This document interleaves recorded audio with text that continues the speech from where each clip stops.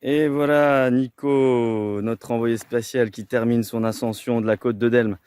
Alors Nico, dis-nous tes impressions sur la petite ascension là, de la côte de Delme. Comment c'est facile, c'est difficile, c'est accessible à tous? Un petit peu d'effort parce que ça monte dur, mais après ça va quand même. Ça va quand même parce qu'après le paysage, vous allez voir, c'est magnifique. Donc vous serez content, vous aurez une jolie surprise et tout, super.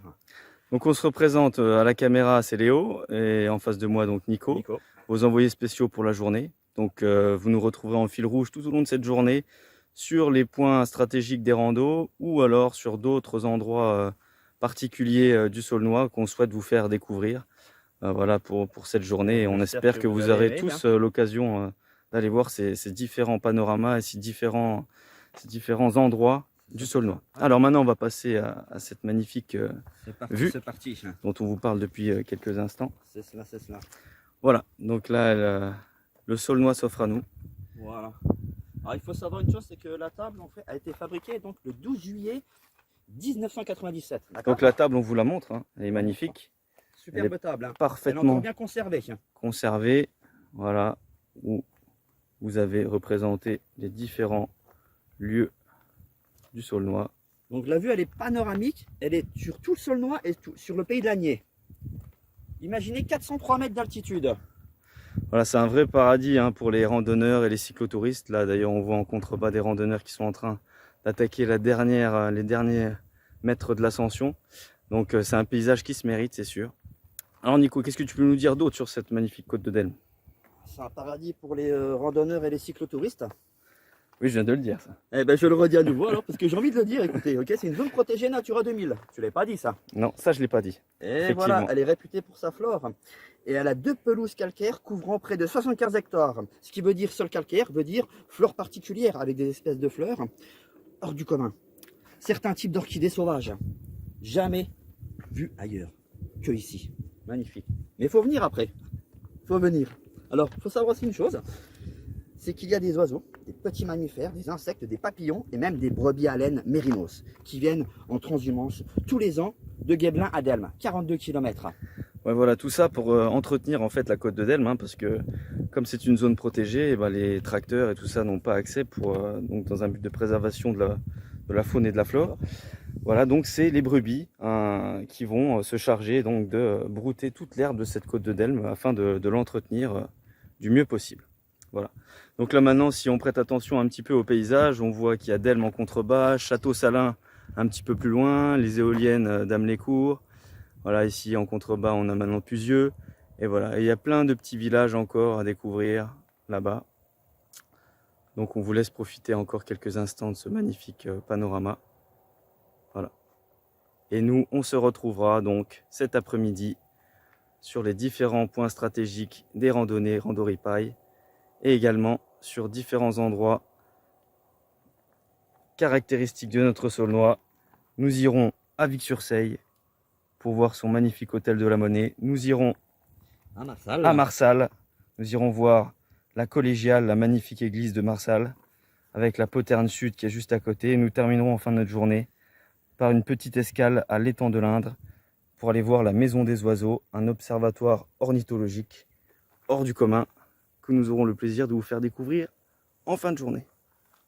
Voilà. Bonne journée et à tout à l'heure. Bonne journée à tout à l'heure et bon appétit, à tout à l'heure. Et nous arrivons devant ce magnifique bâtiment à l'architecture si spéciale, donc dont nous allons détailler un petit peu plus l'histoire tout de suite. Mais tout d'abord un rappel, nous sommes Nico et Léo et nous sommes donc à Vic-sur-Seille pour notre duplex dans le cadre du festival Randoripaille. Alors voilà, nous sommes devant cette porte majestueuse hein, qui est donc une ancienne partie du château des évêques de Metz, donc qui se situait donc à Vic-sur-Seille. Voilà, donc nous sommes devant cette magnifique édifice. Donc il faut savoir que c'est une ancienne partie d'un château. Donc ici il y avait anciennement un pont-levis. Hein, voilà. Parce que tout bon château a son pont-levis. C'est vrai, il faut le dire. Et donc là, nous avons une partie architecturale magnifique. Là, et si Nico, tu peux nous en dire un peu plus? Elle est composée en fait de 5 symboles identiques. Et ces 5 symboles s'appellent des machicoulis, d'accord? Il faut savoir. Et en fait, ça cache un petit secret tout ça. Venez voir avec moi, on va avancer tout doucement. Et vous allez voir que pendant les invasions des châteaux forts, eh bien, ils pouvaient défendre le château à partir des mâchicoulis, car ils sont ouverts juste en dessous. Regardez bien, juste au-dessus là-haut. Et de là-haut, ils pouvaient jeter des boulets ou toute défense pour protéger le château. Voilà. Ok. Donc il faut savoir que cette porte, c'est le dernier vestige du château. Il faut s'imaginer que derrière cette porte, avant, existaient donc 2 grandes tours, 2 immenses tours, beaucoup plus grandes que cette petite porte. Là, en fait, cette porte est ridicule par rapport à la taille du château.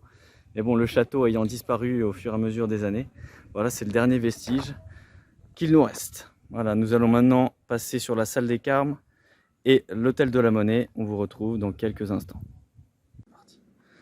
De retour à Vic-sur-Seille avec vos 2 envoyés spéciaux, Léo et Nico. Alors voilà, nous approchons tout doucement de l'hôtel de la Monnaie, qui est aujourd'hui transformé en office du tourisme. Voilà, l'office de tourisme du Saulnois. Et donc, on va s'approcher un peu plus près pour que vous puissiez admirer ces magnifiques sculptures qui ornent la façade. Magnifique, magnifique. Et tout au-dessus, Donc c'est un... le balcon en bois. Ouais, le magnifique balcon en bois, ça c'est vraiment atypique, on peut le dire. Voilà, donc c'est du style gothique flamboyant. Voilà. Donc ça, vous ne trouverez ça nulle part ailleurs.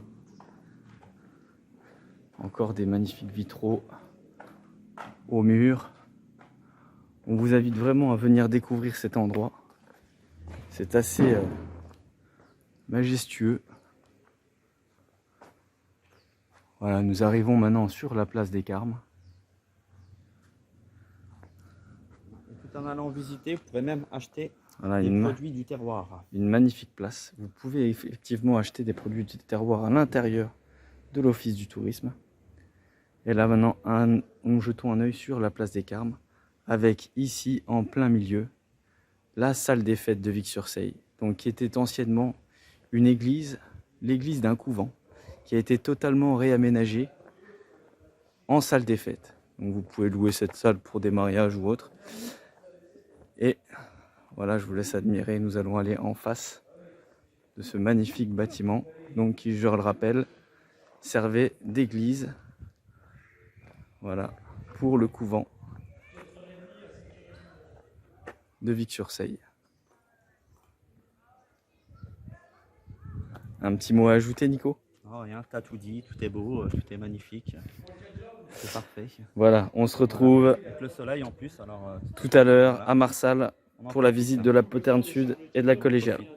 À tout à l'heure.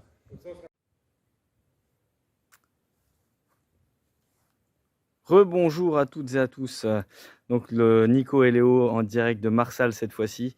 Voilà, donc nous avons face à vous la Collégiale de Marsal. Donc c'est l'église de Marsal, caractéristique avec ses 2 tours de hauteurs différentes comme vous pouvez voir ici.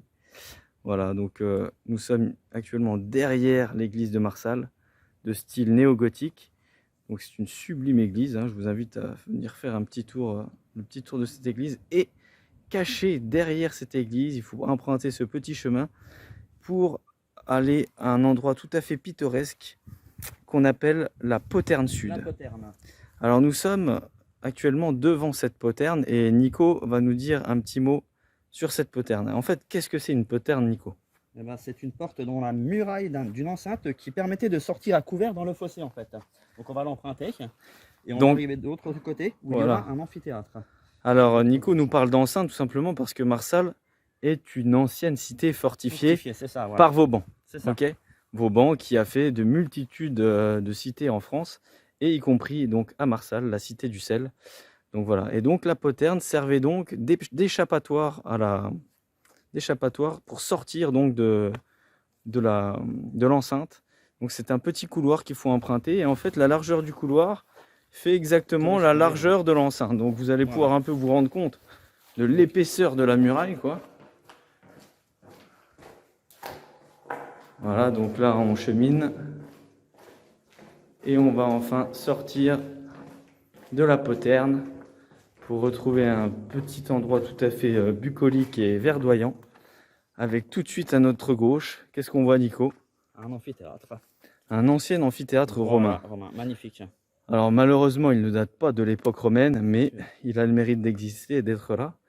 Je ne sais pas s'il sert beaucoup, mais en tout cas, il est là, c'est beau. Pour venir se balader, pour venir prendre une petite pause après une randonnée.